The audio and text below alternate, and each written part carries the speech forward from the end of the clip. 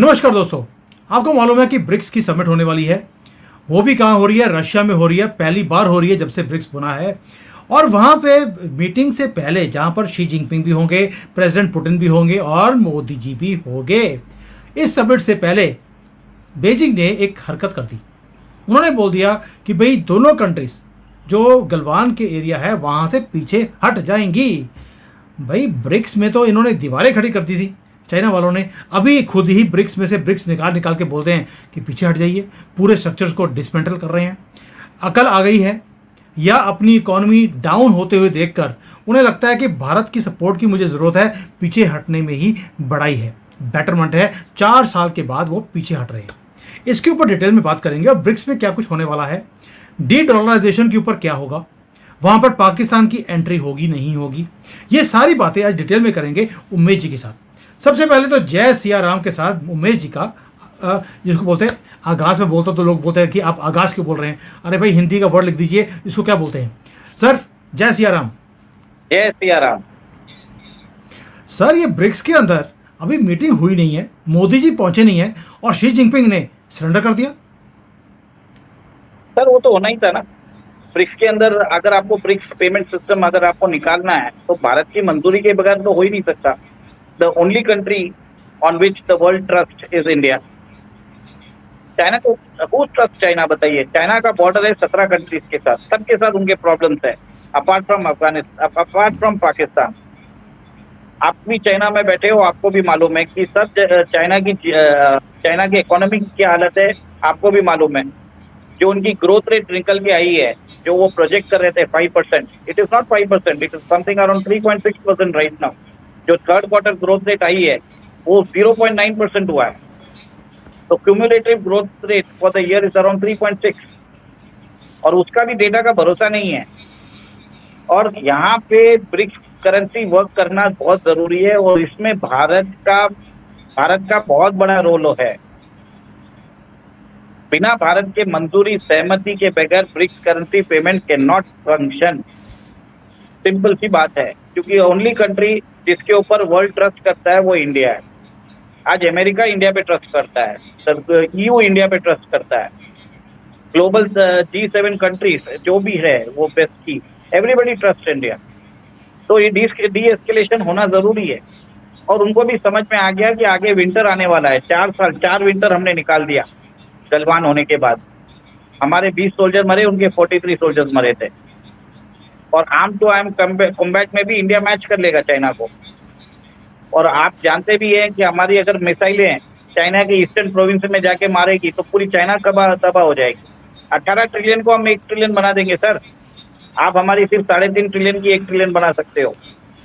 तो इसको म्यूचुअली आपकी जो स्टेटमेंट है कि 18 ट्रिलियन को 1 ट्रिलियन बना सकते हैं, भाई मजा आ गया सुनकर। लेकिन सर मुझे जी बताइए, रशिया में एक मीटिंग होता है ब्रिक्स का, जब से ये एक्सपैंड हुआ है सारी मेंबरशिप्स, तब से पहली बार रशिया में ये मीटिंग हो रही है। रशिया खुद टूटा हुआ है, इंटरनेशनली आइसोलेटेड है और जो चाइना है वो भी आज की डेट में इकोनॉमिकली एक तरह से आइसोलेटेड ही है। बहुत बुरा हाल है। मैंने वीडियो भी बनाया था कि कैसे 90% तो डिस्काउंट के ऊपर ये माल बेचने को तैयार है आज की डेट में। लेकिन दो कंट्रीज दोनों ही इकट्ठे मिलकर पूरे वर्ल्ड ऑर्डर को चेंज करने की बात बोलती हैं थ्रू ब्रिक्स। आपको लगता है इतना आसान होगा? और इसीलिए भारत को सेम पेज पर लेकर आने के लिए बॉर्डर से पीछे हट गए। सर जरूरी है sir. The only country which is trusted by the west is India. India और चाइना की collective population is around 35% of the world population.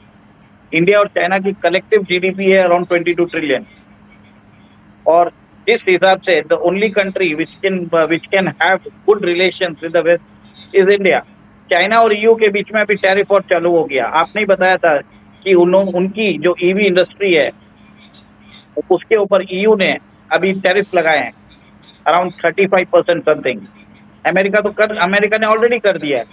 तो चाइना को एक मार्केट भी चाहिए। China needs improve relations with India. China को अपनी industry चलाने के लिए इंडिया चाहिए। एक बहुत बड़ा मार्केट है इंडिया। और ब्रिक्स की करेंसी के अंदर ट्रस्ट गेन करना है तो विदाउट इंडिया पार्टिसिपेशन हो नहीं सकता। देखिए वेस्ट ने इंडिया को बहुत बोला कि आप रशिया से क्रूड मत खरीदिए, इतना प्रेशर आया, उसके बावजूद भी इंडिया नहीं झुका। क्या वेस्ट ने वो प्रेशर चाइना पे लगाया?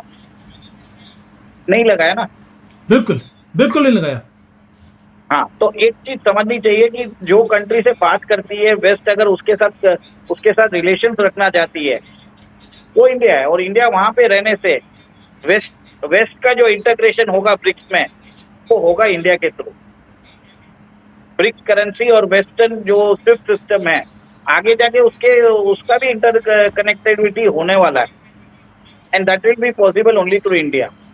और ब्रिक्स का जो पेमेंट सेटलमेंट है जिसमें वो लोग ट्रेड सेटलमेंट, ट्रांजैक्शन और इन्वेस्टमेंट करेंगे रेस्पेक्टिव करेंसीज में। सेकेंड, आपको सोना बाहर भेजने की जरूरत नहीं है ब्रिक्स में, इंडिया का सोना इंडिया में रहेगा।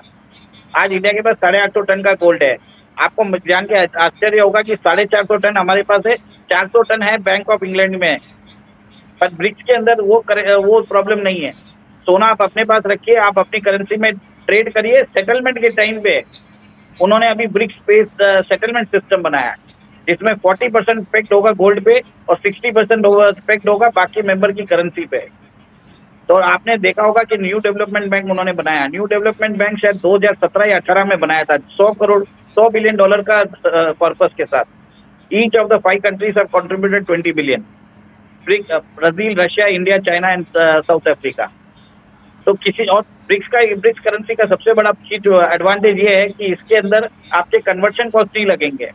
अगर आप $200 आज बाहर बेचते हो तो आपको कम से कम $12.5 आपको खर्च करने पड़ते हैं। तो ट्रांजैक्शन कॉस्ट है 6.25%, तो वो होने वाला नहीं है। और ब्रिक्स की करेंसी होगी डिस्ट्रीब्यूटेड लेजर टेक्नोलॉजी में होगी, ब्लॉकचेन।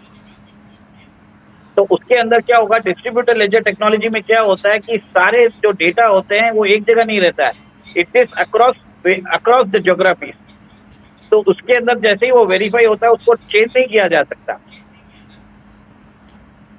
सर मुझे चीज बताइए कि जैसे ब्रिक्स हो रहा है, आपको मालूम है एक्सपेंशन हो रही है। अभी रिसेंटली इजिप्ट है, इथोपिया, ईरान, यूएई, इन सबको इस ग्रुप के अंदर जोड़ा गया। सऊदी अरेबिया को भी इनवाइट किया है ज्वाइन करने के लिए, वो अभी ज्वाइन नहीं किया, लेकिन इस मीटिंग में सऊदी अरेबिया भी पहुंचने वाला है।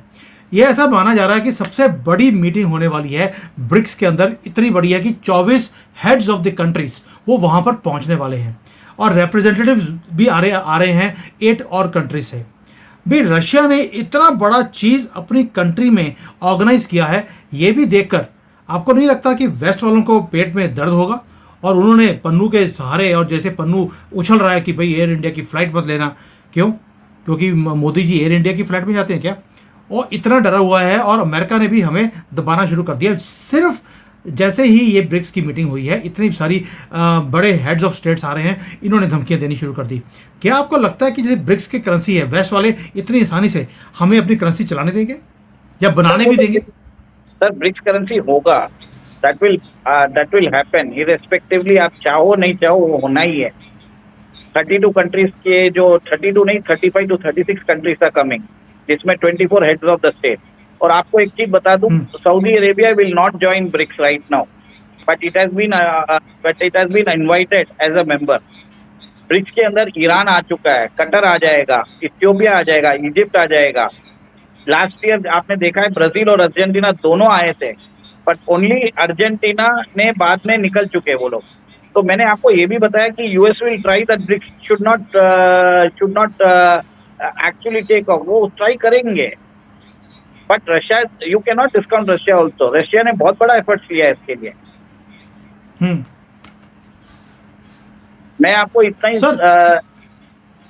इतना ही बताना चाहता हूँ, ब्रिक्स करेंसी जो होगी इसके कारण ट्रांजैक्शन बहुत जल्दी होंगे। जो ट्रांजैक्शन सेटलमेंट, ब्रिक्स का एक सबसे बड़ा इश्यू एक ही है कि चाइना ने अपना जो डेप्थ दे के रखा है BRI में, अगर वो डेप्थ उन कंट्री को बोलेगा कि आप ब्रिक्स से ले लो और मुझे पे कर दो, सबसे बड़ा थ्रेट ब्रिक्स के अंदर वही है। इंडिया को वो अलाउ नहीं करना चाहिए। सर मुझे इतना पता है, मालूम है, क्योंकि मैं खुद चाइना में रहता हूं।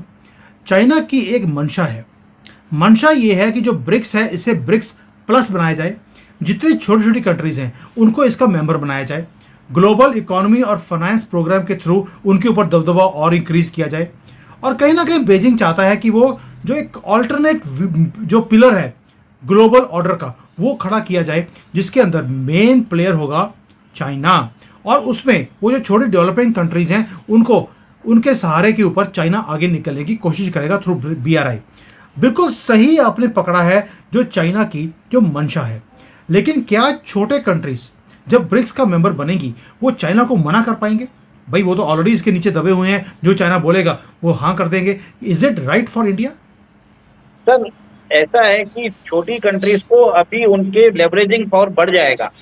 वो अभी चाइना को धमका सकते हैं कि अगर आप हमारे डेब्ट अगर माफ नहीं करेंगे तो हम यूनाइटेड स्टेट्स के पास चले जाएंगे।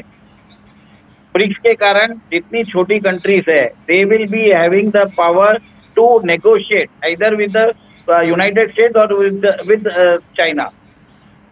सेकेंड, उनको एक कंट्री है जिनकी वॉइस है, जो global south, voice of the global south, that is India. तो ब्रिक्स में तो India is a balancing force. India का यूपीआई आज माल्दीव्स में चालू हो गया है, आपको मैंने बताया था। और India will try to universalize its UPI. उन्होंने अपना डिजिटल पब्लिक इंफ्रास्ट्रक्चर सब लोगों को लिए खोल दिया है। और 2-3 कंट्रीज के तो जो इंफ्रास्ट्रक्चर है वो बनाने वाले हैं। तो मेरा एक ही चीज मानने का है कि India will be a connecting force between the BRICS pay and the western SWIFT based global pay order. ये आगे होने वाला है। जो ब्रिक्स का जो करेंसी है, जो ब्रिक्स का करेंसी है, उसको आगे जाके स्विफ्ट बेस्ड जो है अभी एग्जिस्टिंग, उसके साथ इंटीग्रेट होना ही पड़ेगा। आपको ग्लोबल ट्रेड अगर बरोबर करना है तो आप मल्टीपोलर वर्ल्ड ऑर्डर नहीं रख सकते। सर मुझे इस पे चिंता एक ही है। चिंता ये है कि अभी 34 कंट्रीज ने अप्लाई कर दिया ब्रिक्स के अंदर फुल मेंबरशिप बनने के लिए या पार्टनर बनने के लिए। उसके अंदर साउथ एशियन जो कंट्रीज हैं, थाईलैंड है, म्यांमार है, ये भी ज्वाइन करना चाहते हैं। अजरबैजान है, कजाकिस्तान है, इंडोनेशिया है। अब इसमें से कई कंट्रीज तो ऐसी हैं जो कि ऑलरेडी वॉर चल रहा है उनके अंदर। अगर ऐसी कंट्रीज भी ब्रिक्स का मेंबर बनेगी, आपको नहीं लगता ये डाइल्यूट हो जाएगा? कहाँ तो इसमें India, China, Russia, south Africa, Brazil जैसी बड़ी बड़ी कंट्रीज हैं जो इसका मेंबर थी। अगर ऐसी छोटी छोटी कंट्रीज भी आएंगी जो ऑलरेडी डेट के अंदर हैं, वॉर के सिचुएशन है, वो और चाइना के नीचे दबे हुए हैं, ये तो पूरा जो सिस्टम है इसे स्ट्रेंथन करेगा या वीक करेगा? सर मैंने आपको पहले ही भी बताया कि इससे उन कंट्रीज को लेवरेजिंग पावर मिलेगा। अगर उन्होंने चाइना के डेब्ट, अगर चाइना ने डेब्ट माफ नहीं किए BRI के, तो सीधा वो एग्जिस्टिंग सिस्टम तो चल ही रहा है ना यूनाइटेड स्टेट्स का, स्विफ्ट वाला, वो लोग ट्रेड करेंगे। Why will they come to you? अभी तो ऐसा है ना सर, ये ब्रिक्स को चलाने का प्रॉब्लम रशिया और चाइना का है। इंडिया सिर्फ बैलेंसिंग एक्ट कर रहा है उसमें। इनफैक्ट इंडिया को भी फायदा है। इंडिया के जो रिलेशंस है क्वाड में, जो जैसे अमेरिका के साथ है, और ब्रिक्स में इधर भी इंपॉर्टेंट प्लेयर है, तो India has to do a very fine balancing act. वो कर लेंगे अपने जयशंकर जी और मोदी जी। सर मैं अभी चाइना में आज एक रिपोर्ट देख रहा था जहां पर चाइना ने बोला है कि हम ब्रिक्स का जो एक्सपेंडेड स्ट्रक्चर है वो इतना बड़ा बना रहे हैं कि वो 6 बिलियन पीपल, वो जो दुनिया के अंदर 8 बिलियन लोग हैं, उसमें से 6 बिलियन लोग इस ब्रिक्स के अंदर रिप्रेजेंटेशन होगी। यानी कि जो मोदी जी बोलते हैं कि सबकी रिप्रेजेंटेशन होनी चाहिए, उसको बीजिंग ने मोहर लगा दी है कि we are going to do that through BRICS. और G7 के पैरेलल ये खड़ा कर रहे हैं, यानी कि जो वेस्टर्न पावर्स हैं उसके पैरेलल एक सिस्टम खड़ा कर दिया ब्रिक्स का। तो जो अगर ब्रिक्स इतना बड़ा हो जाएगा तो ग्लोबल साउथ की जो हमारी दादागिरी है आज की डेट में, आपको नहीं लगता वो डाइल्यूट होगी और चाइना लाइमलाइट ले जाएगा? सर नहीं होगा सर, आप ये समझ लीजिए कि मैंने आपको ये भी बताया कि जैसे ही एक नया वेस्टर्न ऑर्डर, नया ऑर्डर आता है, उसके अंदर countries will try to negotiate, negotiation power हो जाता है। और हमने आज से एक महीने भर पहले बोला था यूनाइटेड ग्लोबल साउथ का, हमने एक चीज बताया था, India is the voice of the United of the, India is the voice of the south. वो हो नहीं पाएगा sir, India is a balancing power. चलिए सर, अभी पहली बात ये है कि खुशखबरी ये है कि चाइना बॉर्डर से पीछे हट रहा है क्योंकि हालत खराब है, भारत की जरूरत है, and this is a good news. दूसरी तरफ बीजिंग एंड मॉस्को दोनों इकट्ठे होकर, मेरा तो ये मानना है कि India should renegotiate with China, तो उनको ये बोलना चाहिए कि आकाशीय चिन्ह से भी हटो आप सर अपने मैंने वीडियो बनाया था इसके ऊपर, मैंने वीडियो बनाया था कि आपको नेगोशिएट करने का ये बेस्ट टाइम है। उनको बोलिए कि बॉर्डर से हट, 2020 में जो आप आए थे उससे पीछे हटने की जरूरत नहीं है। 1962 से पहले जो बॉर्डर थे वहां पर आपको वापस जाना चाहिए। सर यही चीज़ें हैं जो मैं बार बार बोलता हूँ।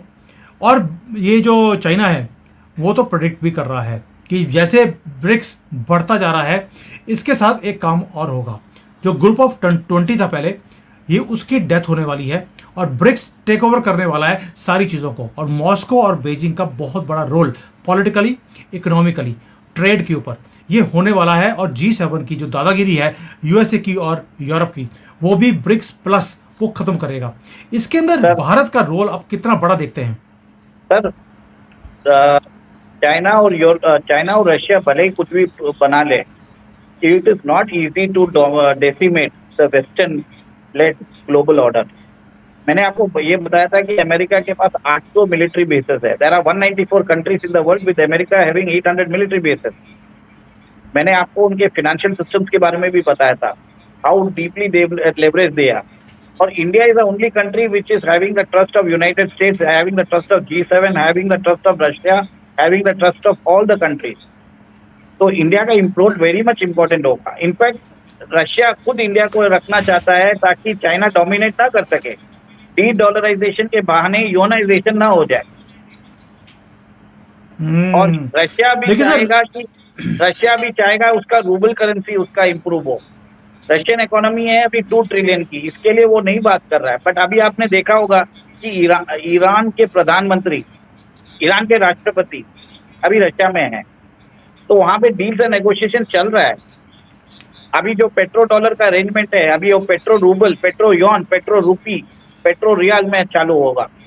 But there will be multiple currency.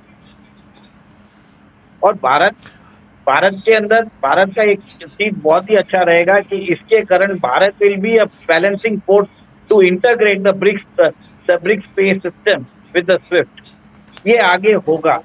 अब अभी मुझे मालूम है कि बहुत लोग मेरी इस बात से इनकार करेंगे कि बोलेंगे ये हो नहीं सकता, बट फ्यूचर वही होने वाला है। और फ्यूचर में मुझे जो लगता है IMF का जो स्पेशल ड्राइंग राइट्स है उसको रिकॉन्स्टिट्यूट भी करना पड़ेगा और भारत को परमानेंट सीट भी मिलनी पड़ेगी UN सिक्योरिटी काउंसिल में। तभी रेलेवेंस होगा UNO का, तभी रेलेवेंस होगा G7 का, तभी रेलेवेंस होगा ब्रिक्स का। सर आपने तो रेलेवेंस सुना दिया, लेकिन चाइना ने आज एक चीज और बोली है जो यहाँ पर मीडिया के अंदर बोली जा रही है। उन्होंने बोला कि हम चाहते हैं कि ब्रिक्स G7 के बराबर आए या G20 के बराबर आकर एक ऑर्गेनाइजेशन खड़ी हो, लेकिन भारत इसको वहां पर छोटा कर रहा है। छोटा मतलब कि वो न्यू कमर्स को आने नहीं दे रहा, वो वीटो लगा रहा है अपनी इस ब्रिक्स के अंदर। और भारत ने बोल दिया कि अभी आपको 3 से लेकर 5 साल और वेट करना चाहिए एक न्यू मेंबर को अंदर परमानेंट मेंबर बनाने के लिए ब्रिक्स के अंदर। सर ऐसा अगर चाइना बोल रहा है, यानी कि पीछे कोई ना कोई बात तो हो रही है, तो भारत नए मेंबर्स को ऐड होने के लिए 5 साल का वक्त क्यों देना चाहता है? सर एक ऑलरेडी इस ग्रुप में 5 + 4 मेंबर नए आ चुके हैं। आपने लास्ट ईयर 2 मेंबर को ऐड किया था, अर्जेंटीना तो पहले ही बोल दिया कि मुझे नहीं आना है। सऊदी अरेबिया अभी भी डायलेमा में है। आप 6 मेंबर में से 2 मेंबर तो बना चुके हैं। आप सबसे पहले BRICS have to prove itself. आज पेपर पे सब कुछ अच्छा लगता है और कमिटमेंट होती है 5 साल की, तो ग्लोबल पीस ऑर्डर भी बनता है। नहीं तो चाइना क्या करेगा, इसमें अंदर अपने सपोर्टर्स को घुसा देगा, फिर उसको यूनाइजेशन करेगा, वर्ल्ड में प्रॉब्लम चालू होंगे। तो 3 to 5 years ऑफ जो बोल रहा है, उसको एक स्ट्रक्चर, उसको एक स्टेबिलिटी, उसकी वर्किंग, उसकी फंक्शनैलिटी, वो सब टेस्ट करने की जरूरत है इंटरनेशनल ट्रेड, फाइनेंस और कॉमर्स में। तो सही अप्रोच है इंडिया का, और इंडिया ट्राई करेगा कि स्ट्रीमलाइन करने का। चाइना वो नहीं चाहता। चाइना तो चाहता है कि कॉन्फ्रंटेशन हो वेस्ट के साथ, ताकि उसका जो BRI का डेप्थ है वो ब्रिक्स के अंदर डाल दे और वहां से अपना पैसा निकाल दे। मैं तो आज यहाँ पर एम्बेसी में गया था, तो मेरी वहाँ पे बात हो रही थी जो एम्बेसी के लोग हैं कि why it is that we are resisting, क्योंकि जैसे मुझे इन्फॉर्मेशन मिला कि चाइना वाले इसको नेगेटिवली देख रहे हैं, तो they told me one thing कि चाइना वो सारे कंट्रीज को लेकर आ रहा है जो उसके डेट के नीचे दबे हुए हैं या जिसके ऊपर इसका इन्फ्लुएंस ज़्यादा है, ताकि जो भारत का वेट है ब्रिक्स के अंदर वो कम हो जाए। ब्राज़ील और साउथ अफ्रीका हमें पूरा सपोर्ट करते हैं ब्रिक्स के अंदर, रशिया भी सपोर्ट करता है। इसलिए हमारी दादागिरी को कम करने के लिए या कंट्रोल को कम करने के लिए चाइना बाकी कंट्रीज को घुसाने की कोशिश कर रहा है और भारत उसको रेजिस्ट कर रहा है। आपको नहीं लगता कि इस रेस में अगर चाइना और रशिया दोनों इकट्ठे हो जाते हैं और भारत को सपोर्ट नहीं करते तो हमारे पास तो सपोर्ट सिर्फ ब्राज़ील की रह जाती है, then how do we balance it in going forward? Sir, Brazil और साउथ अफ्रीका इंडिया के साथ ऑलरेडी है। उन्होंने उन्होंने ब्रिक्स के अंदर ही एक फोरम बन चुका है, IBSA, India Brazil south Africa. और सेकेंड, रशिया भी हमको सपोर्ट कर रहा है। रशिया जानता है कि सिर्फ इंडिया के रहने से चाइना को काउंटर बैलेंस किया जा सकता है। चाइना ऊपर से अलग थलग पड़ गया है, सामने कोई कुछ नहीं बोलता है, बट अंदर ही अंदर आपने देख लीजिए कि इंडिया भी तभी एग्री हुआ है आने के लिए ब्रिक्स में जब रशिया के अंदर समिट हुआ है। तो आप समझ जाइए ना बात को। और आगे रेलेवेंस भी अगर आगे UN की रेलेवेंस भी चाहिए तो वहां पे इंडिया ही एक पीस मेकर है ब्रिक्स के अंदर, जिसके साथ बेस्ट बात कर सकता है। सर एक चीज और बताइए मुझे कि जो ये वहाँ पे मीटिंग हो रही है रशिया के अंदर, वहाँ पर 20 से ज़्यादा तो बायलैटरल मीटिंग्स भी हैं। आपको लगता है कि ये मोदी जी और रशिया के अंदर तो पुतिन के साथ तो हमारी मीटिंग होगी साइडलाइंस पर, क्या चाइना के साथ भी कोई मीटिंग वहाँ पर फिक्स है? क्योंकि मुझे चाइना से कोई इन्फॉर्मेशन नहीं आई, मे बी आपको भारत के अंदर इन्फॉर्मेशन हो इसकी। सर अभी तक तो कुछ भी नहीं आया है वहाँ पे। अभी ये देखिए, ये कॉन्फिडेंस बिल्डिंग मेजर्स है जिसमें आज चाइना ने किया है, तो शायद एक बायलैटरल मीटिंग चालू हो सकती है शी जिनपिंग और मोदी जी के बीच में। सबसे पहले तो वो लोग बात करेंगे रिजम्पशन ऑफ डायरेक्ट फ्लाइट जो 4 साल से बंद हो चुकी है गलवान के बाद। तो सबसे पहले तो वो चालू होगा। फिर सेकंड चाइना बोलेगा कि इंडिया अपने जो चाइनीज इन्वेस्टमेंट है इंडिया में, जो वो बैन करके रखा है इंडिया ने, तो उसको हटाए। तो इंडिया भी अपनी डिमांड करेगा। इंडिया भी बोलेगा कि आप चाइना के अंदर आप हमको अपना मार्केट दो, और आप भी हमारे जो प्रोडक्ट्स चाइना में इंपोर्ट होते हैं, जो इंडिया से एक्सपोर्ट होते हैं, उसके ऊपर रिस्ट्रिक्शन ना लगाए। तो एक तरह से एक ट्रांजैक्शनल मीटिंग होगा जब चाइना को समझना पड़ेगा कि इंडिया के साथ कोऑपरेट करके ही वो आगे बढ़ सकता है, कोलैबोरेट करके ही आगे बढ़ सकता है, कन्फ्रंटेशन नहीं कर पाएगा। क्योंकि हम भले ही 4 ट्रिलियन हो, हम चले ही 4 ट्रिलियन हो, पर आपके 18 ट्रिलियन को 1 ट्रिलियन बना सकते हैं। सर आपकी ये पंच लाइन है, इसी से खत्म करते हैं आज कि आपके 18 ट्रिलियन को 1 ट्रिलियन हम खत्म कर सकते हैं। आपको बढ़ाने में अगर हम कोई हेल्प नहीं करना चाहते तो खत्म करने में तो हेल्प कर ही सकते हैं। सर देखते हैं, इसके ऊपर पूरी नज़र रखेंगे क्योंकि ब्रिक्स की मीटिंग कोई छोटी मीटिंग नहीं है। वहाँ पर आपको मालूम है कि जो रशिया के पैसे हैं वो ऑलरेडी फंसे हुए हैं वॉस्त्रो अकाउंट्स के अंदर, भारत के अंदर। वो भी लगा है कि किसी तरीके से वो पैसे यूटिलाइज हों। उधर चाइना है, वो बहुत बड़ा पार्टनर है रशिया का आज की डेट में। रशिया एक बैलेंसिंग फैक्टर करने की कोशिश कर रहा है और भारत की उसे सपोर्ट की ज़रूरत भी है। इसके ऊपर इतना कुछ हम लोग बात कर सकते हैं कि कोई we can make hours and hours of video, because बहुत डीप ये टॉपिक है। सर एक चीज याद रखिए कि ये जो trade payment and settlement system है, इस पेमेंट सिस्टम और सेटलमेंट सिस्टम से सबको फायदा होगा। इनफैक्ट आज अगर मेरी बात माने तो एक बार आप सुन सकते हैं कि डीमोनेटाइजेशन ऑफ फिजिकल डॉलर भी हो सकता है वर्ल्ड में आगे आने के बाद, क्योंकि सारी कंट्रीज अभी सेंट्रल बैंक डिजिटल करेंसीज बनाने के फिराक नहीं है। Over 100 countries are now working on multilateral central bank digital currencies. एम्ब्रिज जो प्लेटफॉर्म है जिसके ऊपर ब्रिक्स पे चल रहा है, वो ऑलरेडी बहुत कंट्रीज ने चालू कर दिया है। आसियान में वो लोग अपने करेंसी में they are settling the trade payment. ASEAN members है, उनके पास ऑलरेडी वो सिस्टम आ चुका है, वो वहाँ पे काम हो रहा है। और ये बात सही है आपकी कि आगे जाके इसमें बहुत सारे डेवलपमेंट्स आएंगे। और इसमें मैंने आपको ऑलरेडी बताया कि ग्रेन एक्सचेंज बना रहे हैं, वो एक न्यूक्लियर सप्लायर ग्रुप बना रहे हैं, वो डायमंड बोर्सेस बना रहे हैं। एक तरह से एक अलग ही एक मल्टीलैटरल इंस्टीट्यूशन खड़ी करने की कोशिश कर रहे हैं। और पुतिन साहब ने इंडिया को कल इंडियन बिजनेसेस जो थे उधर, उधर इंडियन बिजनेस मीट में इंडियन मीडिया को एड्रेस करके बताया कि he is happy with India for resisting the pressure of the west. बस इसी के साथ मैं जय श्री राम बोल के खत्म करना चाहूंगा। उमेश जी, ठीक है सर। उमेश जी, रशिया ने एक स्टेटमेंट दिया है कि look at what west is doing to us today, what they are doing to us tomorrow it could be you. So better है हम हाथ जोड़े, वेस्ट की दादागिरी से बाहर निकले और अपना ही पूरा बैंकिंग सिस्टम, ट्रेड सिस्टम हम खुद का बनाए और इनके चंगुल से बाहर निकले। अब देखते हैं कि ये सारी जो ब्रिक्स के कंट्रीज हैं, यह जो ब्रिक्स का फोरम है, भारत के लिए कितना अच्छा है, दुनिया के लिए कितना अच्छा है, और जो वेस्ट की दादागिरी है उससे हम कितनी जल्दी बाहर निकल सकते हैं, ये वक्त बताएगा। Thank you Umesh ji, thank you so much for sharing everything. जय सिया राम।